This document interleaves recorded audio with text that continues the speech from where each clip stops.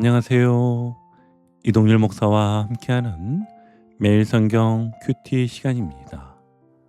오늘 우리가 함께 나눌 본문은 역대하 24장 17절에서 27절 말씀입니다. 여러분, 버림받는다는 말 참 마음 아픈 말이지요. 그런데 더 아픈 건요, 내가 먼저 버려서 버려지는 경우일 것입니다. 오늘 우리가 함께 보게 될 본문 속 주인공 요아스 왕이 바로 그런 사람이었습니다. 그는 다윗의 후손 중 마지막 남은 히앗이었지요. 다들 지난 시간 말씀 기억하시지요? 악녀 아달랴가 다윗의 일가를 모두 죽이려 할 때 그를 지켜낸 사람은 대제사장 여호야다였습니다. 여호야다는 아기 요아스를 목숨을 걸고 성전 안에 숨겨 6해 동안 키워냈지요. 그러니 요아스에게는 하나님이 주신 기적 같은 두 번째 생명이었습니다. 시간이 흘러 때가 이르렀을 때 여호야다는 그를 왕으로 세우고 백성의 신앙을 회복시키며 무너진 성전을 수리하게 했습니다. 그렇게 요아스의 인생 초반은요, 정말 은혜로 가득했습니다. 그는 성전을 사랑했고 예배를 회복했으며 다윗 왕조의 꿈을 다시 일으킨 왕이었습니다. 그런데요, 여호야다가 죽자마자 그의 마음이 크게 변하기 시작합니다. 한 번은 유다의 방백들이 찾아와 절을 한 적이 있었는데 그 절은 단순한 예의가 아니었습니다. 권력을 얻기 위한 아첨의 절, 왕의 마음을 빼앗기 위한 가식된 행동이었지요. 요아스는요, 그들의 아첨 섞인 말과 행동을 마음에 들어하며 그들의 말을 듣습니다. 그래서 어떻게 되었지요? 결국에는 하나님의 전을 버리고 아세라 목상과 우상을 섬기기에 이릅니다. 하나님을 향한 중심이 무너진 순간이었지요. 하나님을 밀어낸 그의 마음에 사람의 말과 욕망이 들어서기 시작한 것입니다. 그리고 그때부터 버림의 역사가 시작되었습니다. 자, 그럼 우리 이제 본문에 어떤 내용이 있었는가를 자세히 보기 위해 다른 때와 동일하게 세 단락으로 나누어 하나하나 살펴보겠습니다. 첫 번째 단락의 시작인 17절은 이렇게 시작합니다. 여호야다가 죽은 후에 유다 방백들이 와서 왕에게 절하매 왕이 그들의 말을 듣고. 아멘. 이 한 구절엔 요아스의 몰락이 다 들어 있습니다. 절한다는 표현에는 단순히 고개 숙임 이상의 의미가 있는데요. 원어로 보면 샤하라는 단어가 사용되었습니다.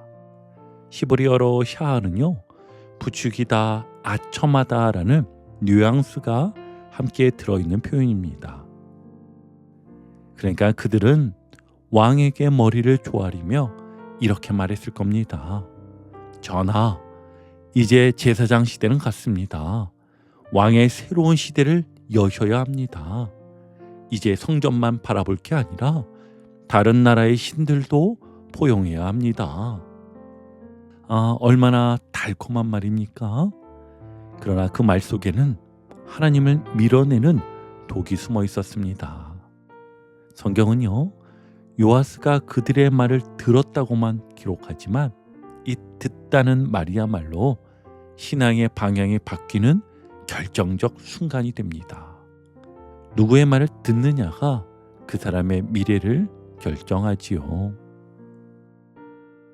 그런 여호야다의 음성 대신 사람의 아첨을 듣기 시작했고 말씀 대신 권력의 소리를 따랐습니다. 결국 그는요, 하나님의 전을 버리고 우상을 섬기는 왕이 되고 말지요. 성경은 이때부터 번제가 끊어졌다고 암시합니다. 여호야다가 살아있는 동안은 아침과 저녁마다 성전에서 번제가 드려졌습니다.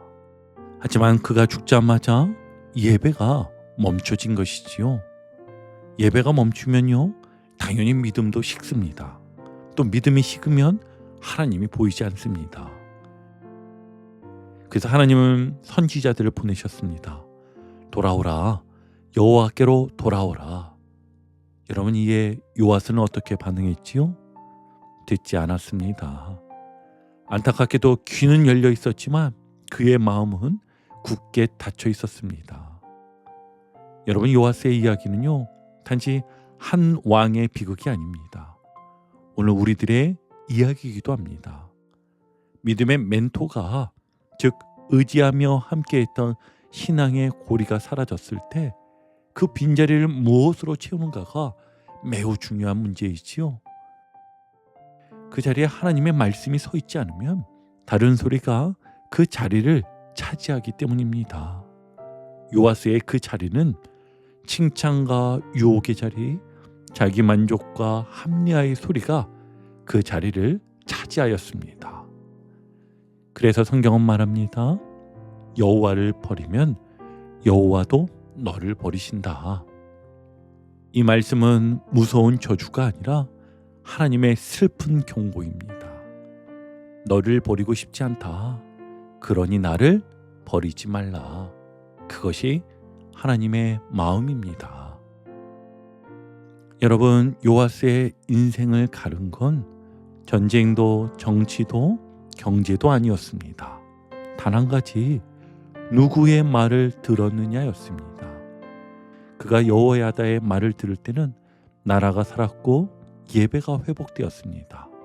그런데요, 세상의 말, 아첨하는 말에 귀를 기울이자 그의 마음도 나라의 중심도 함께 무너졌습니다. 여러분, 지금 당신의 마음에 가장 크게 들리는 목소리는 무엇입니까? 누구의 칭찬입니까? 두려움을 부추기는 세상의 소리입니까? 아니면 여전히 하나님의 말씀이 중심입니까? 때로는 사람의 말이 더 달콤하게 들릴 때가 분명히 있습니다. 그래서 이 정도는 괜찮잖아. 모두가 다 그렇게 하잖아. 그런데 여러분, 그 작은 타협이 요아스처럼 하나님을 버리는 첫걸음이 될 수 있습니다. 그래서 우리는 매일 물어야 합니다. 지금 내가 듣고 있는 이 말 정말 하나님이 기뻐하실까? 그리고요, 멘토가 사라졌다고 믿음까지 사라질 필요는 없습니다. 여호야다가 떠났다고 하나님이 사라지는 게 아닙니다. 당연히 그 자리를 기도와 말씀으로 채웠어야지요. 사람의 빈자리를 하나님의 임재로 채우시길 바랍니다. 혹시 요즘 마음이 흔들리십니까? 결정을 앞두고 방향이 잘 보이지 않습니까? 그럴수록 더 깊이 하나님께 귀를 기울이십시오. 그분의 말씀만이 우리를 지켜줍니다. 여러분, 오늘 하루 동안 이런 질문을 마음에 품어보면 좋겠습니다. 나는 지금 누구의 말을 듣고 있는가? 그 말이 나를 하나님께 더 가깝게 하고 있는가? 아니면 멀어지게 하고 있는가? 계속해서 두 번째 단락을 보면 하나님께서는요, 요아스를 바로 버리지 않으셨습니다. 끝까지 한 번 더 기회를 주셨습니다. 20절 말씀을 보면 이에 하나님의 영이 제사장 여호야다의 아들 스가랴를 감동시키매. 아멘. 성령이 한 사람을 감동시켰습니다. 그 사람은요, 그냥 선지자가 아니었습니다. 요아스에게 생명을 준 가정의 아들, 요아스를 왕으로 세운 여호야다의 자손이었지요. 하나님은 그를 통해 왕과 백성에게 다시 말하십니다. 너희가 어찌하여 여호와의 명령을 거역하여 스스로 형통하지 못하게 하느냐? 너희가 여호와를 버렸으므로 여호와께서도 너희를 버리셨느니라. 아멘. 그건 심판의 선언이기 전에 눈물 섞인 경고였습니다. 지금이라도 돌아와라. 아직 늦지 않았다. 그런데 요아스는 그 말을 듣지 않았습니다. 오히려 왕의 명령으로 그를 성전 안뜰에서 돌로 쳐 죽입니다. 그것도 자신이 숨겨 자랐던, 자신이 수리했던 그 성전 안에서 말입니다. 여러분, 이건 단순히 한 사람의 죽음이 아닙니다. 말씀이 짓밟힌 사건이었습니다. 예배의 심장부에서 하나님의 음성이 멈춘 순간입니다. 스가랴는 마지막 숨을 몰아쉬며 이렇게 외칩니다. 22절 하반절을 보면 그가 죽을 때 이르되 여호와는 감찰하시고 신원하여 주옵소서 하니라. 아멘. 복수를 외치지 않았습니다. 억울함을 하나님께 맡겼습니다. 그의 피는 땅에 떨어졌지만 그의 기도는 하늘로 올라갔습니다. 이 장면은 우리에게 이렇게 말합니다. 하나님은 포기하지 않으신다. 그러나 우리가 그분의 말씀을 거절하면 그 거절이 곧 심판이 된다. 말씀은요, 하나님의 마지막 손길이었습니다. 하지만 요아스는 그 손을 뿌리쳤습니다. 그리고 모든 회복의 길이 그 자리에서 끊어집니다. 여러분, 스가랴의 외침은 듣기 불편했지만 그건 살리기 위한 외침이었습니다. 우리 삶에도 그런 말씀이 있습니다. 듣기엔 아프지만 그 안에 하나님의 사랑이 숨겨진 말씀 말입니다. 그래서 우리에게 필요한 건 좋은 말을 찾는 게 아니라 필요한 말씀을 받아들이는 용기입니다. 다시 한번요. 그래서 우리에게 필요한 건 좋은 말을 찾는 게 아니라 필요한 말씀을 받아들이는 용기입니다. 혹시 누군가가 여러분에게 이렇게 말한 적 있지 않나요? 그건 좀 고쳐야 해요. 그건 말씀에 맞지 않아요. 그때 우리는 본능적으로 방어하죠. 아니, 나한테 왜 그래? 내 사정도 모르면서. 그런데요, 바로 그 순간이 하나님의 스가랴가 내게 말하는 순간일 수 있습니다. 그 말이 불편하지만 그 불편함이 은혜의 초대장일 수 있습니다. 그러니 누군가가 말씀으로 나를 지적할 때 즉시 반응하지 말고 30초만 멈춰보세요. 그리고 속으로 이렇게 기도하세요. 주님, 이 말 속에 주님의 음성이 있습니까?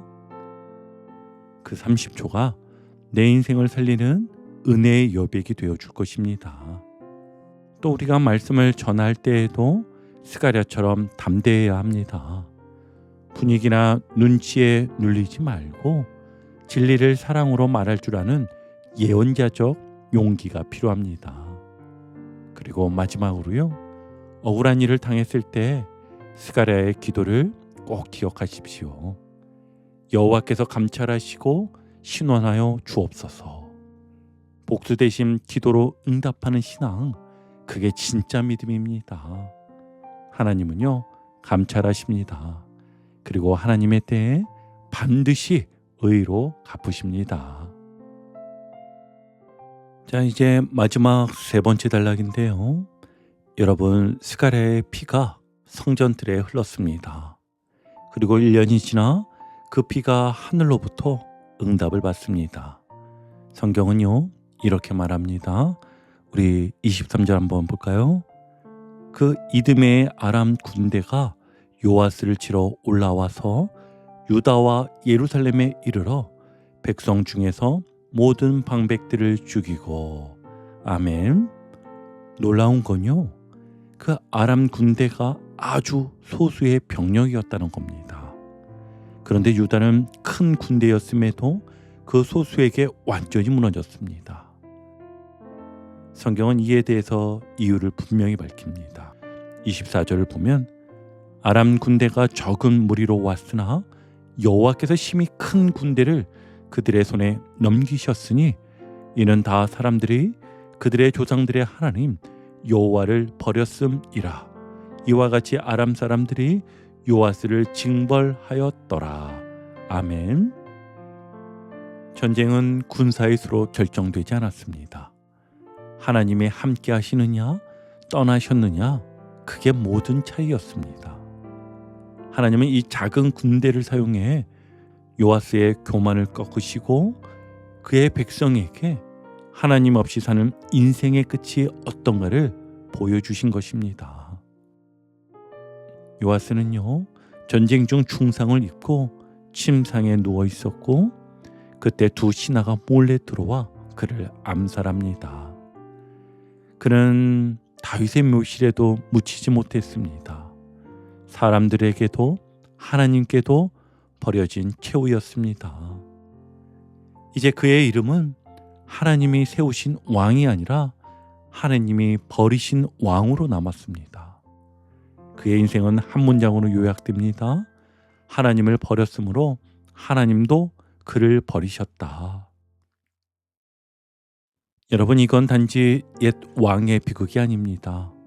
오늘 우리 신앙의 경고입니다. 한때 성전을 세운 사람도 하나님을 버릴 수 있습니다. 한때 예배를 사랑한 사람도 마음의 중심을 놓치면 무너질 수 있다는 것이지요. 신앙의 길은요, 처음의 감동보다 끝의 방향이 중요합니다. 요아스는 시작은 좋았지만 끝에서 하나님을 잃었습니다. 오늘 본문이 전하는 메시지는 명확합니다. 하나님 없이 번영할 수 있는 길은 없다. 그분을 버리면 결국 우리 삶의 모든 질서가 무너진다는 것이었습니다. 여러분, 요아스의 인생은 우리에게 경고합니다. 하나님을 버리면 결국 모든 것을 잃는다. 하지만 반대로 하나님을 붙들면 잃었던 모든 것이 회복된다. 오늘도 하나님은 우리를 향해 말씀하십니다. 내가 너를 잊지 아니하리라. 그러니 여러분, 하나님을 잃지 마십시오. 그분만이 우리의 시작이요 끝이 되시는 분임을 믿음으로 고백하며 나아가는 하루가 되시길 바랍니다. 오늘도 복음의 기쁨과 확신으로 승리하는 하루 되시길 축복합니다. 함께 해주셔서 감사합니다. 내일 큐티 시간에 다시 뵙겠습니다.